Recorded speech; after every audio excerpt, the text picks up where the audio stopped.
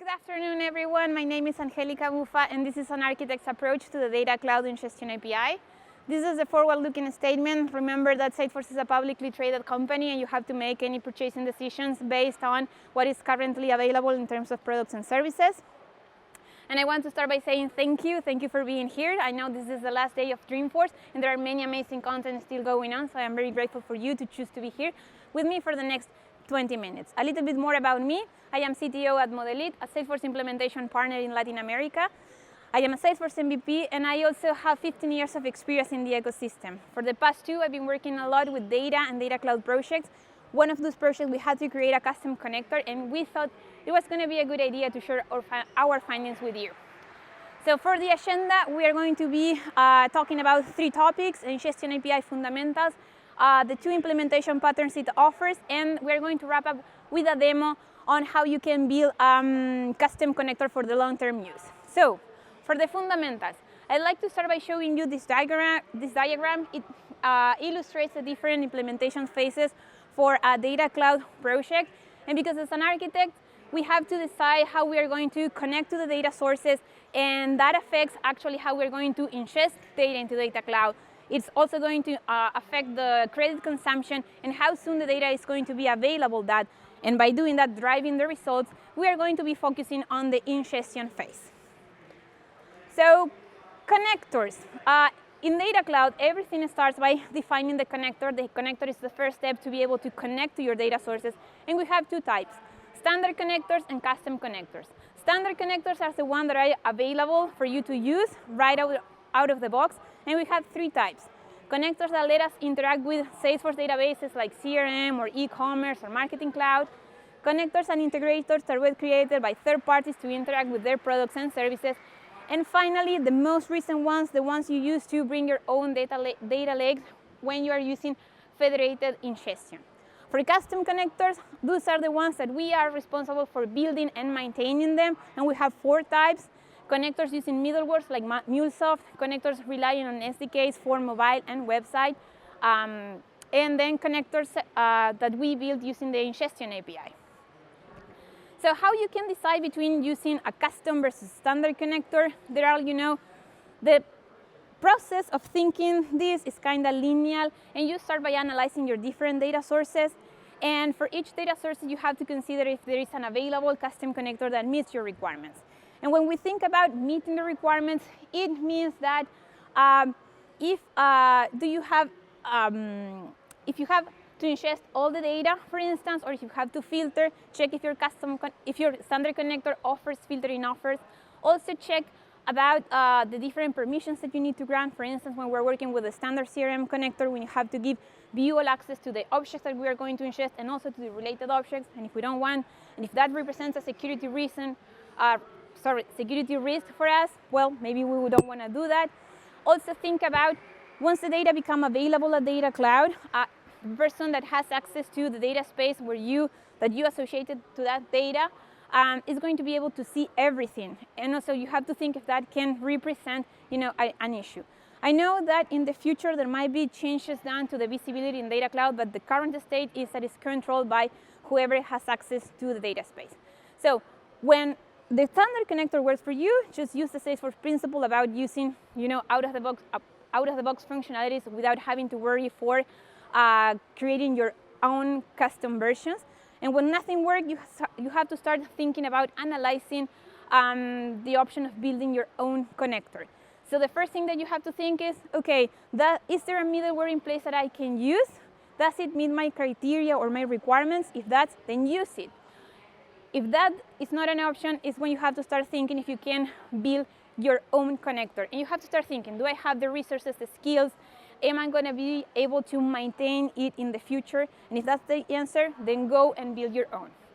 When nothing works is when you will have to be a little bit more creative, because maybe you have to find a way to export your data into a place where then you can use a standard connector. I don't know, go into export your data, upload it to Amazon S3, and then use the standard connector for that. So this is the anatomy of a custom connector, where you're going to have the data sources, then you're going to have the custom connector. That is an application that you're going to build, and as an architect, you will have to make some decisions. such as the programming language, where are you going to host it, and also how you are going to know that there were changes in your data sources that you want to ingest in Data Cloud. And the way that you are going to implement that actually is going to depend on the technical features that your data sources offers. If they offer a platform or an event-driven architecture, you may be able to design your connectors to support, an event-driven architecture. Or if the data source is exposed in webhooks, then you can leverage the webhook to be notified about the changes. Or if they only expose a REST API, then you can use, a polling system relying on those endpoints to detect the changes and ingest them. In Data Cloud, you're going to have the connector, and then you will have the data stream. The data stream acts as a pipeline for you to actually ingest the data from your data sources into Data Cloud. When you create the data stream, that creates a data lake object. A data lake object is, the type of object where you save the information as soon as it gets into Data Cloud in its original form. Then, when you are getting into harmonization phase, you're going to map the data lake object into the DMO or data model object, but that is not part of this session. So, what is the Ingestion API? It's just a RESTful API created by Salesforce that let us do three things: insert record, update records, and delete records into Data Cloud. And you are going to have two implementation patterns, bulk and streaming, and we're getting into that. For the implementation patterns, we have streaming as the first option. The streaming pattern is useful when you want to insert data into Data Cloud as a continuous data flow in almost real time. It's ideal for incremental data updates. And here what's going to happen is, depending again on the technical features that your data sources offers, you will have to implement an architecture that is going to listen to those changes and capture those changes and then process them, so then you can call the endpoints that the Ingestion API offers to insert them in Data Cloud. What you will have to do is, one, create a JSON payload. It cannot exceed 200 kilobytes, and it has to contain all the information that you define in your connector, regardless whether the change in your data source contains that information or not. On the contrary, for the bulk pattern, it's ideal when you're working with large data set volumes and you have to process them at a given frequency that is not real time. So what you're going to do here is you're going to extract your data, you're going to split that in batches, and then you are going to send that into Data Cloud. This actually behaves quite similar to the process that you use when you're working with the bulk API just to manage large data volumes. And we are going to see an example in just a bit. This is a screenshot over here. It's a summary of the key difference between the bulk and the streaming process. So you can take a screenshot, because the process of deciding between bulk and streaming is not linear. It's going to depend on different factors, such as your business requirements, if they need like real-time insights versus non-real-time, the type of volume, how the data flows, if it is a continuous flow, or if you're working more on large-scale products. So for the use cases, we have batch processing, again, ideal for non-real-time scenarios. Imagine, having to work with legacy system that can only export data outside business hours, and then you can just invoke them on a weekend to build your reports. It is ideal for initial Data Cloud loads, and also whenever you have to work with large-scale data transfers on a given schedule, again, that is not on real time. For the streaming processes, it's ideal when you have to capture information happening as soon as the event is triggered. Imagine working with a payment gateway where you have to process the transactions as soon as they happen. And then, when your data sources, for instance, expose webhooks to notify the connector that, again, an update happened, or when they leverage events, so you can build a event-driven with a publisher-subscriber pattern to capture the events. So now, let's rush into a demo. This is coming from a real-world scenario where we had to integrate data coming from two sources. One was Sales Cloud and the other was HubSpot. And what we ended up doing was, for the Sales Cloud integration, we used the standard connector because it was okay to provision read-all for all the objects and related objects. In the example, we're going to ingest data only for accounts and contacts. It was okay for us to ingest all the data. We didn't have to worry about filtering. We didn't have concerns about who sees what in Data Cloud. All the users having access to the data spaces, it was okay for them to see the data in there. And also, the quality of the data was okay, so we didn't have to clean things before ingesting. And so that's the reason why we went with the standard connector. For HubSpot, there wasn't any standard connector available. We didn't have MuleSoft or any other middleware. Also, we didn't have the budget to acquire licenses. So we went, we made the decision about going custom and creating our own connector in two phases. The phase number one, what we did was to just adopt the bulk pattern because we wanted to ingest all the data into Data Cloud. And for version number two, we adopted the streaming because we wanted to capture the changes happening in HubSpot. So demo time. So this, it's a summary of the steps we had to perform. Step 1 through 5, you will always have to perform them no matter, what the type of data source that you are connecting to. And then number 5 is very specific for HubSpot. What is a private app? It's a way for you to set up the integration users' permissions. So when you create the private app, the most important thing for you is to assign the right scopes based on the least privileged access. Remember, that is the best practice for you when you are giving access to an integration user. And also, it's going to generate a token for you that you can use to sign your request. If you have to store it very securely, and if it gets compromised, it can be revoked from here. So then, in the org where we provision Data Cloud, you have to create a connected app. It's a regular connected app. The only thing you have to be careful is about granting the right scopes, the 3 that you can see on the image. And also you have to upload a digital certificate. For testing purposes, you can create a self-signed certificate. For production, you have to acquire one. And please save the private key and store it securely because you're going to be using it when authenticating the endpoints callouts.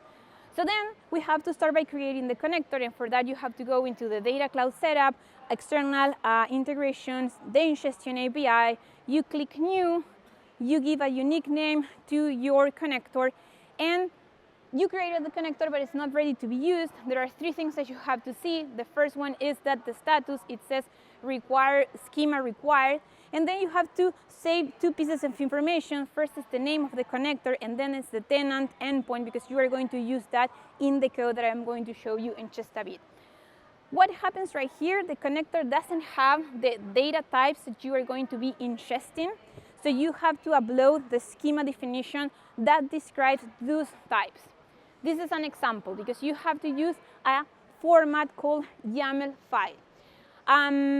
There are some data sources that it will export the schema in that format right away, and if not, you will have to convert.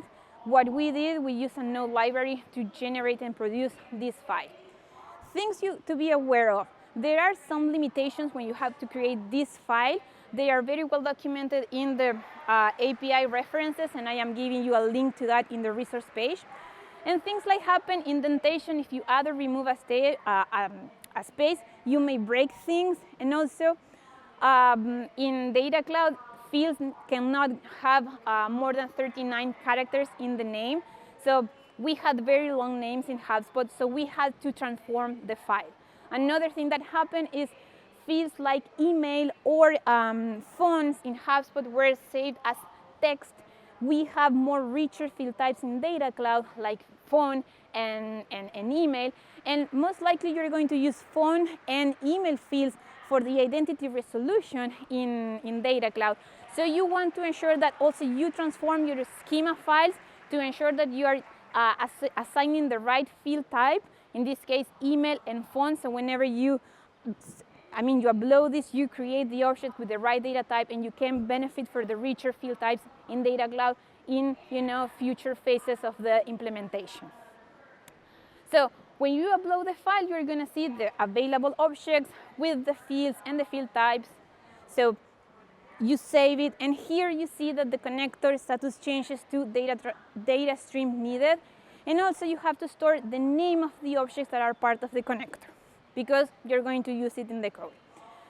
Now what we have to do is we have to create the data stream. So you go to data stream, new, select Ingestion API. If this is grayed out, it means that you didn't create an Ingestion API connector, so check the previous step. Here you have to select the connector we just created and the objects.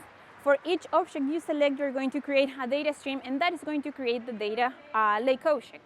You click next, and in this screen, it's very important for you to assign the category for each data stream, and also the field that you're going to use as unique identifier. There are 3 options for category: engagement, profile, and other. Engagement represents event-based, time-based events, and profile represents companies, people, customers. In both cases, because we're ingesting companies and contacts, we're going to be using profile, and we're going to be using the ID as a unique identifier, the HubSpot ID. So you click save, you confirm your selections, you deploy, and this is going to create the data stream for you and the data lake object. This is an asynchronous process, and it's going to take some time. So things you can see here is the name of the data lake object, the list of available fields, and the refresh history. This, when we are ingesting data, here you can come here to see if the ingestion really worked or not, or when it happened. And also from here you can also map your DLO to the data model object, but remember that it's part of harmonization, not in a scope for this session. So now if we go back to the connector, it says in use. So it means that you can start using it to ingest the data using the data streams you created as the pipelines. So let's go to the code, and the first thing that you have to do is to extract the data from HubSpot.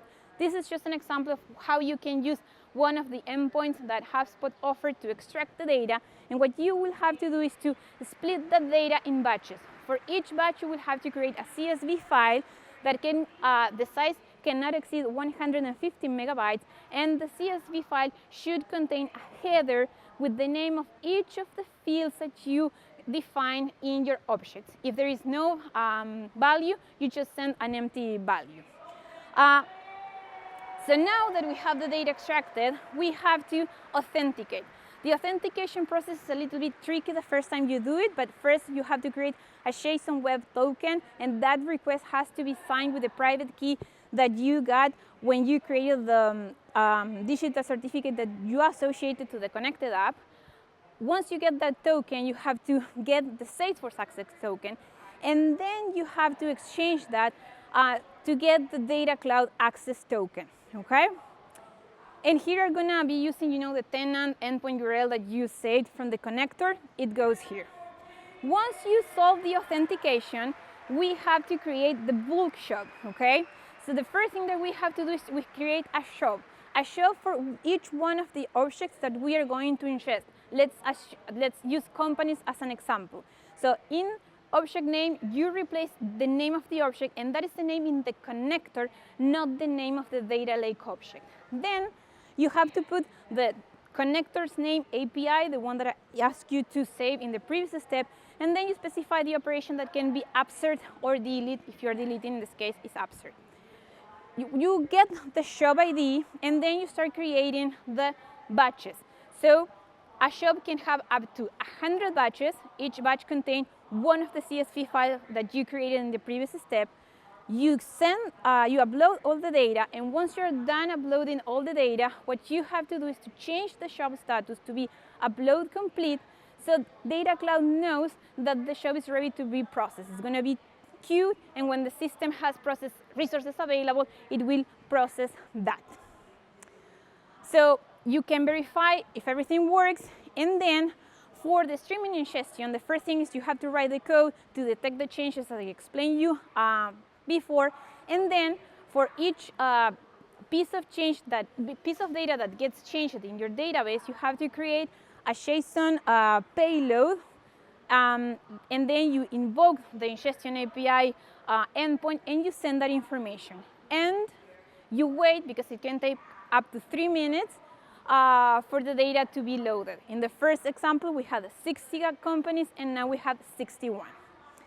So that is all I have to share with you. It was a lot, and it was super fast.